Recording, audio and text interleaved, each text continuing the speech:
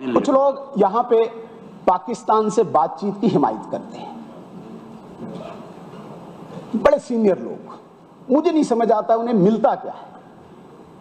क्या ये डोमेन है इस असेंबली का? Ministry of external affairs exist नहीं करती है हिंदुस्तान में? हम उनसे ज्यादा तेज हैं? हमारे पास उनसे ज्यादा कोई अथॉरिटी बैठी हुई है? हर वक्त सुबह उठे पाकिस्तान से बातचीत करो। भाई उनको पता है कब पाकिस्तान से बातचीत करनी है, और वक्त आने पे बार बार की भी है। खुद पिछली बार पिछले सेशन में ऑनरेबल सीएम साहब ने वहां पे माना था, क्योंकि ये भी तब पार्टनर रहे हैं भारतीय जनता पार्टी की गवर्नमेंट के, और खुशकिस्मती ये थी कि एक्सटर्नल अफेयर्स में शायद एमओएस ये भी थे।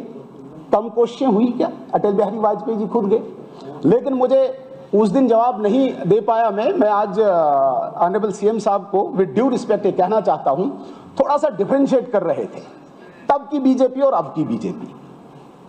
भारतीय जनता पार्टी विचार से चलती है, ये व्यक्ति से नहीं चलती है। जो अटल बिहारी वाजपेयी जी का लक्ष्य था वही नरेंद्र मोदी जी का लक्ष्य है। फर्क सिर्फ इतना है कि वो पिता की भूमिका में थे और ये पुत्र की भूमिका में है। इसलिए ऑनरेबल सीएम साहब, हमें उस वक्त भी वही निशाना था जो नरेंद्र मोदी जी का था, और आज से 3 पीढ़ियों बाद भी वही निशाना होगा। हमने इस देश को, हमने इस राष्ट्र को सर्वप्रथम माना है। वो अटल बिहारी वाजपेयी जी ने भी माना और मोदी जी ने माना। लेकिन शायद सीएम साहब इसलिए जस्टिफाई कर रहे थे, कश्मीर में होड़ लगी हुई है। पीडीपी का कोई भी कार्यकर्ता खड़ा होकर ये एनसी वाला बीजेपी के साथ मिला है, एनसी वाला बाजू फोल्ड करके ये पीडीपी वाला बीजेपी से मिला है, सजाद साहब बीजेपी से मिला है। आज पूरे कश्मीर की पॉलिटिक्स बीजेपी के इर्द गिर्द घूम रही है। तो ये लाजमी है सीएम साहब को तो धोना था। नहीं, तब की बीजेपी जब मैं था वो अलग थी, आज की बीजेपी अलग है। नहीं, बीजेपी वही है। बीजेपी एक विचार से चलती है, विचार से बनी हुई एक पार्टी है। चलिए आजमा लीजिए। आपका केजरीवाल तो झाड़ू लेके चला गया, आप भी नहीं दिखोगे। केजरीवाल तो चला गया। मैं कहना चाहता हूं, मैं 2-3 चीजें स्पष्ट करना चाहता हूं। आप सर यहाँ पे पीएसए की बात आई। हमारी बहन ऑनरेबल मेंबर शमीमा जी पीएसए लगा रहे हैं। कौन लगा रहे हैं? किसने लगाया? 1978 में किसने पीएसए लाया था?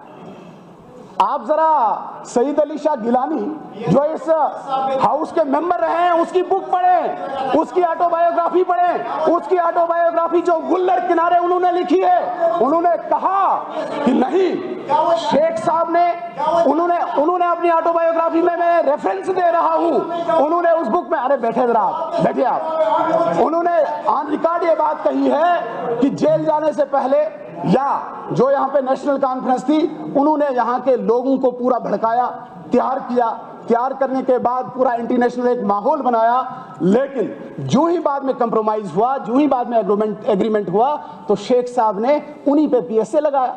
सईद अली शाह गिलानी पे पीएसए लगाया, बीजेपी ने लगाया, मोदी जी ने लगाया, नरेंद्र मोदी ने लगाया। नहीं, अगर आज हम पीएसए लगाते हैं तो इसलिए लगाते हैं कि कोई सिविलियन किलिंग ना हो। आप अपना रिकॉर्ड निकालें, नेशनल कॉन्फ्रेंस अपना, जब वो दौरे हुकूमत में रहे, रिकॉर्ड निकालें। हम भी खड़े होते हैं पब्लिक के सामने, आपने कितनी सिविलियन किलिंग कराई और आज हमारे दौर में कितनी सिविलियन किलिंग हुई, और जो 1-2 हुई उसके लिए हमारे नेतृत्व ने माफी मांगी। किसी कीमत पे भी सिविलियन नहीं किलिंग होने नहीं देंगे।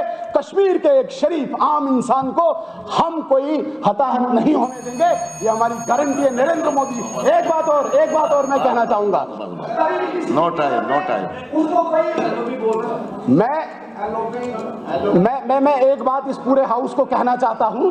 साथियों, जितने भी यहाँ पे पीएसए की बात करने वाले हो, आप केवल उन 200-400 लोग जो पीएसए में हैं उनकी बात करते हो।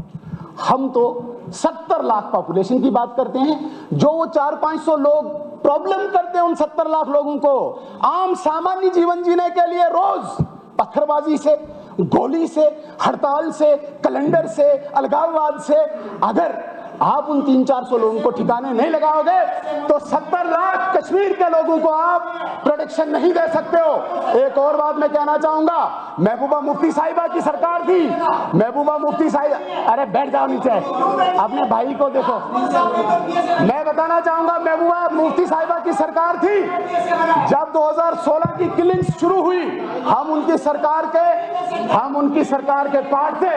हमने जाके उन्हें बताया कि अगर इस वक्त जम्मू कश्मीर को बचाना है तो आपको इस वक्त फोर्स का इस्तेमाल करना होगा। आपने इस वक्त 100 से 150 लोगों को जेल डालना होगा। लेकिन उन्होंने कहा नहीं, मैं नहीं डाल सकती, मुझे हुर्रियत नाराज हो जाएगी, मुझे जमात इस्लामी नाराज हो जाएगी। और नतीजा ये रहा, 125 किलिंग्स हुई। 125 किलिंग्स के लिए 125 किलिंग्स महबूबा मुफ्ती साहिबा को मंजूर थी, लेकिन 150 लोगों पर भी ऐसे साहब की सरकार चली 2010 में। अगर इन्होंने भी ऐसे मिसक्रेंट्स को, ऐसे अनासीर को अगर जेल में डाला होता तो कम से कम 110 लोगों की किलिंग नहीं हुई होती। Thank you. आप तशरीफ रखिए शर्मा जी, आप तशरीफ रखिए।